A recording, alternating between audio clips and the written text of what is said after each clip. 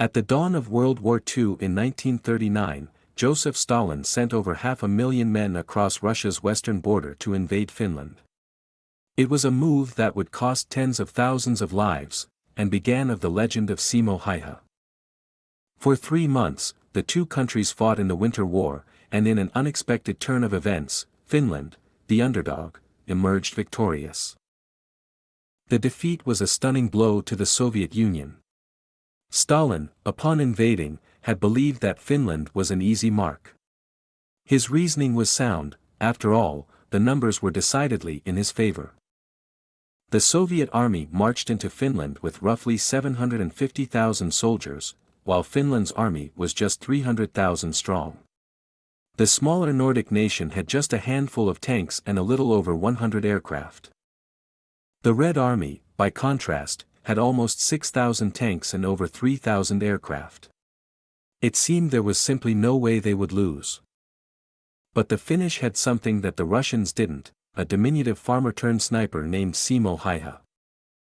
Standing just 5 feet tall, the mild-mannered Häyhä was far from intimidating, actually quite easy to overlook, which is perhaps what made him so suited for sniping.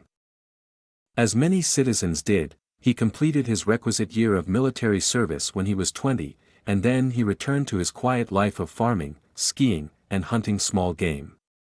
He was noted in his small community for his ability to shoot, and he liked to enter competitions in his free time, but his real test was yet to come. When Stalin's troops invaded, as a former military man, Häyhä was called into action. Before reporting for duty, he pulled his old gun out of storage. It was an antique, Russian-made rifle, a bare-bones model with no telescopic lens.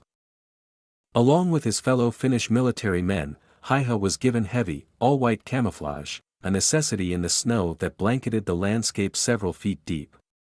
Wrapped from head to toe, the soldiers could blend into snowbanks without a problem. Armed with his trusty rifle and his white suit, Häyhä did what he did best. Preferring to work alone, he supplied himself with a day's worth of food and several clips of ammunition, then snuck quietly through the woods. Once he found a spot with good visibility, he would lie in wait for the Red Army to stumble across his path. Over the course of the Winter War, which lasted roughly 100 days, Häyhä killed between 500 and 542 Russian soldiers, all with his antiquated rifle. While his comrades were using state-of-the-art telescopic lenses to zoom in on their targets, Häyhä was fighting with an iron sight, which he felt gave him a more precise target. Unfortunately, 11 days before the Winter War ended, the White Death was finally struck. A Soviet soldier caught sight of him and shot him in the jaw, landing him in a coma for 11 days. He eventually made a full recovery and lived to the ripe old age of 96. In the years after the war, Häyhä continued to use his sniping skills and became a successful moose hunter.